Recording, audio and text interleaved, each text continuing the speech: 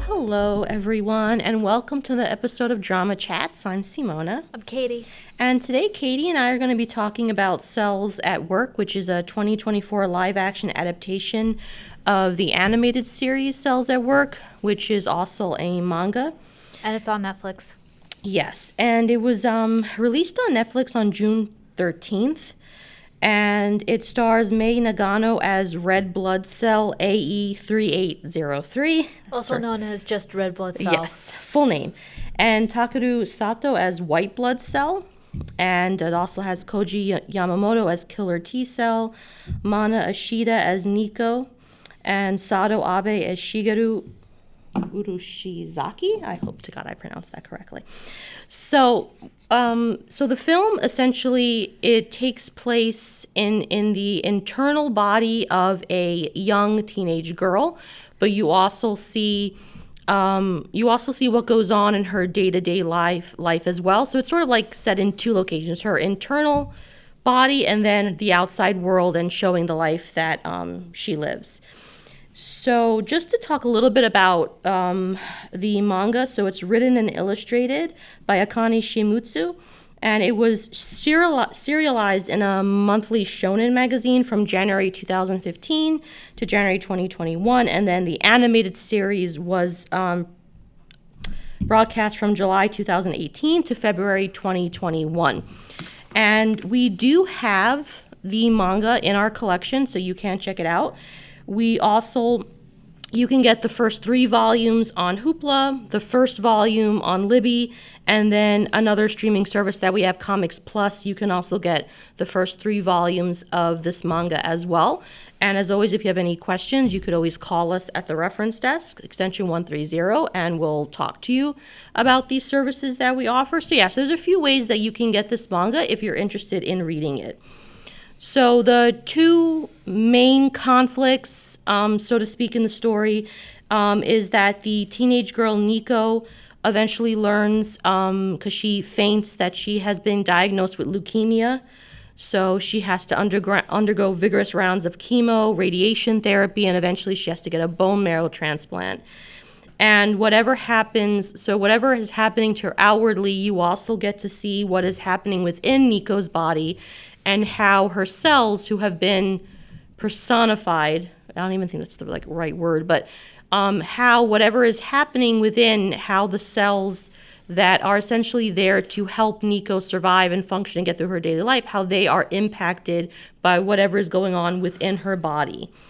And so maybe it's actually 3 conflicts. And then another one is that there's this white cell that goes rogue because it's not a white cell that has matured, and it morphs into a leukemia cell and sort of begins to wreak havoc and cause just problems in general for within Nico's body and all the other cells. So that's the basic premise of the story. And from here on, we're going to be doing spoilers. So if you haven't yet watched it, come back and join us at a later time. And as always, we're not going to really do a play-by-play of the film, but just at least what we enjoyed about this movie.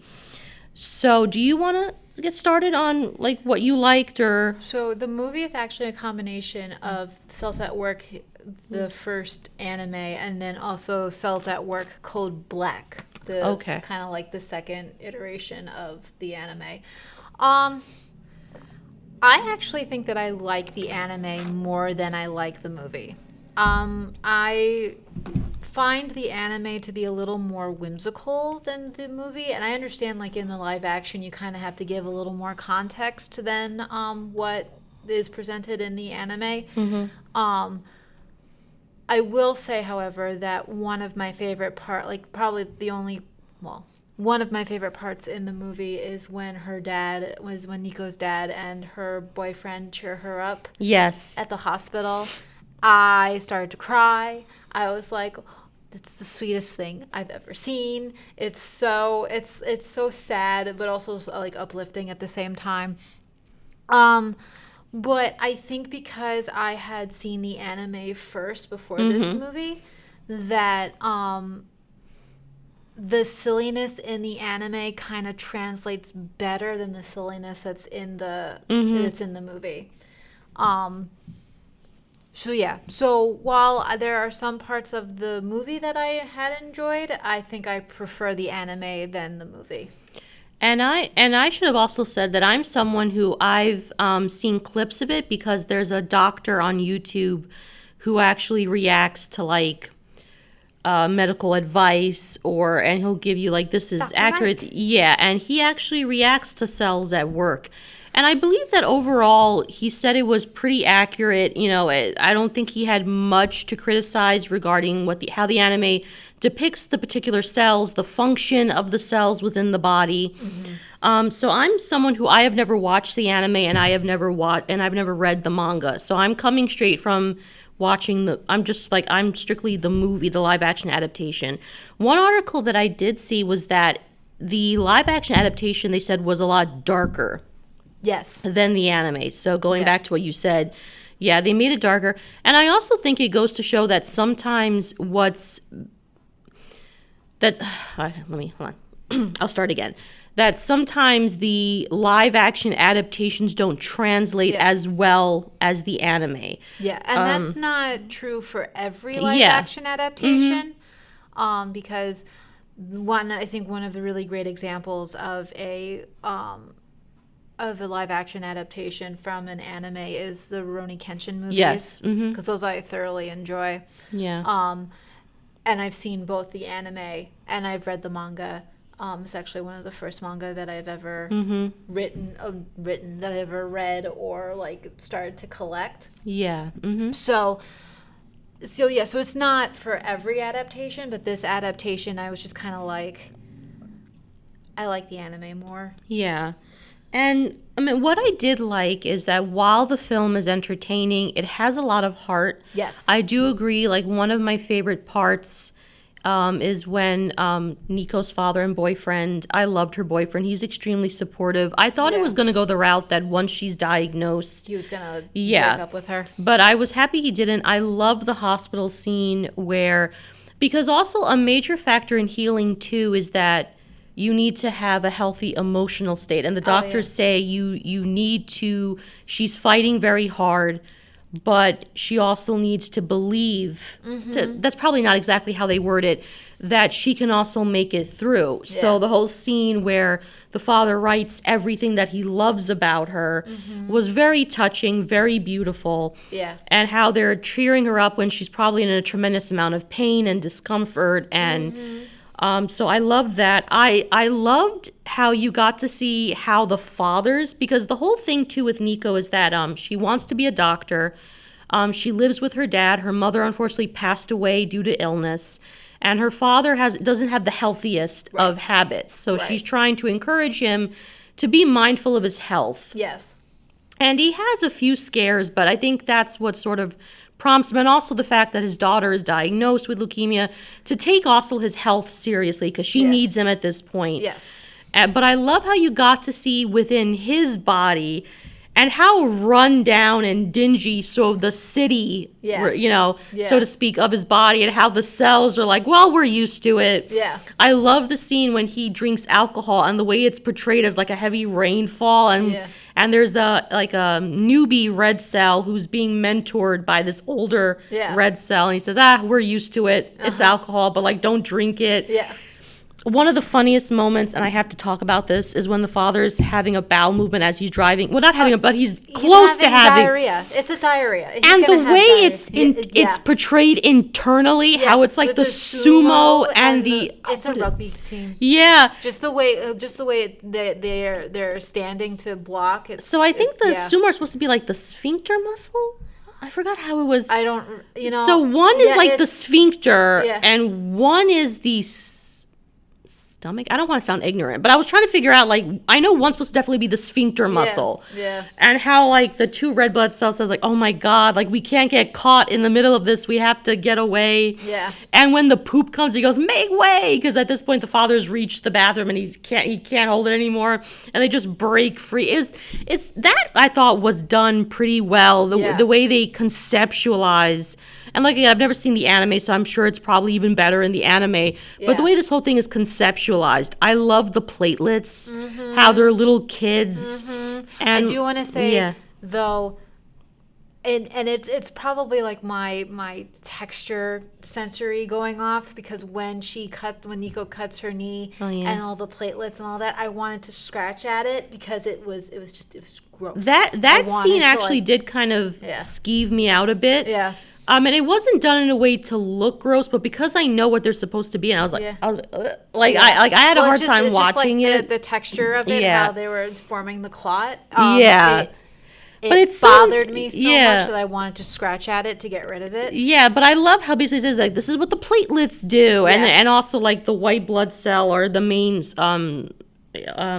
blood cell in this film, how it's explaining to like red blood cell, like this is what's happening. What I loved about red blood cell is that she's not perfect, but she grows. And I just loved her dynamic with white blood cell. Their friendship, for lack of a better term, well, there are friends, they become friends, is like that in the anime. Yeah. And I just love it how he's explaining what they're going to do and how, like, they also have to join in because the white blood cells are just important for preventing infection and all that. And I loved how it just everything is characterized, like how the white blood cells have those, like, raiders on, how they immediately go to neutralize a threat, the killer T cells, who almost look like a SWAT team. Almost. Like, they're so, like, that's kind of how I was picturing, like, they're the SWAT. So they're the people that you call in when the, sort of the white blood cells, like the police force, need backup. And then there was the, I liked the... NK cell? Yes, how she's the rogue one, like, I can go anywhere, I don't need backup, I don't need permission. So I like how you're being entertained, but you're also being educated. I also loved the way, I can't remember what the cells are called, but like almost like the ones that nurse the red blood cells. Oh, they're the stem cells. Yeah, I just love that. The also mitochondria. Like, yeah, like also the way like they almost look like when the red blood cells mature, like nurse outfits, like it's a nurse graduation ceremony, so to speak. Like I like those little details. Yeah. I liked the one cell, which I was looking up, is also responsible. It can fight infections and it targets specific infections. How like red blood cell was so shocked when she was like, oh my God, like you can fight. She's like, of course I can. She has like this huge blade or whatever, because she looks so unassuming, but I think she targets the actual cell itself, I think targets specific pathogens or like harmful cells. Yeah, it's visually very interesting the way these things are interpreted, both in the anime, in the live action. So you're being entertained, but you're also being educated. You get an idea of what's going on. You're not like hit over the head with no, it like either. I personally enjoyed it because like I really liked seeing the white blood cells. It's so cool, and they're being trained. Yeah, you know, it was just really sweet. I did also feel sorry for the rogue leukemia cell.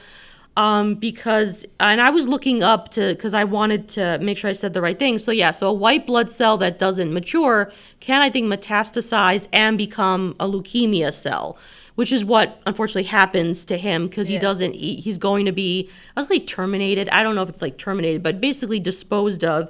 And in his rage, he morphs into the leukemia cell. Yeah. I also like how, unfortunately, while red blood cell and white blood cell don't make it, they're kind of like reborn, so to speak. They're reincarnated. Yeah, like so they kind of have the memories of knowing each other, but they're distinct in many ways. I like how Nico graduates, and I don't know if is that like her college? She's going to college at the end. I'm not exactly sure, but I was happy that she makes it. You know, the transplant is successful. I also liked the way the radiation therapy was shown within the body, how it's like this green light and neutralizes, which is what radiation, unfortunately, it targets the good cells as well as the bad cells, and that's what happens. Yeah. That, it's wreaking havoc in addition to the leukemia cells that they're trying to fight. There's also the radiation, and I liked the way that was shown. I thought it was visually very interesting to see how it's happening. Yeah. I loved the bone marrow transplant, the little girl. So cute. I love that depiction of it's a new life. So she's being healed and she's healing within, like the inside world. Yeah. The grass is growing again. Like I loved that imagery and the way she looks. And yeah, it's such a nice film. I would highly recommend it. I really enjoyed it. I remember when I first saw the trailer, I was like, oh, that's going to be interesting. I was really looking forward to watching it, and I'm glad that I did. Now, I would highly recommend you watch the anime. I am thinking of it. I am thinking of actually doing Yeah. that because the anime is also available on Netflix. So I really think I'll give it a shot. Yeah. Because I'm kind of watching like 2 animes right now. I'm still trying to get through Full Metal Alchemist, which won't happen anytime soon. And I'm also watching My Happy Marriage Season 2. Yeah. It's just going very slowly, but whatever. I can't put that pressure on myself. I watch it when I want to watch it. So I am watching those 2 animes right now. But yeah, so before, like, any final thoughts or anything else you wanted to say about the movie or... No, we kind of like touched on things that I agree with you is entertaining about the movie, but like I said, the anime I think is far and away better to the movie.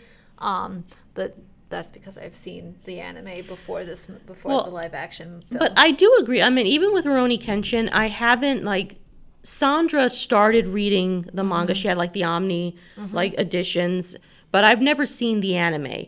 But when I watched the live action, it didn't feel, even though I knew it was adapted from the anime, I thought this can stand on its own and it's done well. I Yes. didn't feel like it was too over the top. But then I saw other things. I'm like, oh no, that should have stayed in like the like just as an anime. I think like strictly some things just really don't Yeah. translate well. Yeah. Now I haven't watched the One Piece anime, so don't come for me. But the American live action adaptation that they made, which is on Netflix, I enjoyed it. And I think overall, think- fans of the yeah, anime have fans- praised the Fans adaptation. of the anime really, truly enjoy the live action One Piece. I've seen a few episodes to start with, but I am not necessarily a One Piece fan, so I Yeah. haven't really watched the live action. I would recommend. I think it's highly entertaining. I'm glad it was renewed for a second season because Netflix has that nasty habit of not renewing things that are doing well. Yeah. So that's an example, I think, where the live action was done well. I know Attack on Titan, the live action was, I think, sort of universally panned by the fans. Yeah, like I've seen So was clips Cowboy of. Bebop. Yeah, I've seen clips of Attack on Titan. It just seems too intense for me. As I don't think it's an anime I could watch. Not because I don't think I would enjoy it, but it's just like too much for my sensitive heart. It's like it's a little too much. But I know like that live action adaptation was panned by the fans. It did not do well. I know they made JoJo's Bizarre Adventures into a live action, which I don't really think it was that well received. Yeah. But I think that's an example where the anime works, but the Yeah. live action probably just, it doesn't translate well. So, Right. so thank you so much for joining us for this discussion of Cells at Work. I would highly recommend you watch it. I will probably start watching the anime because I am intrigued.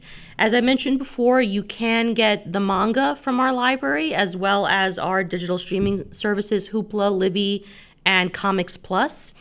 Like, subscribe, and we will see you next time. Thanks, everyone.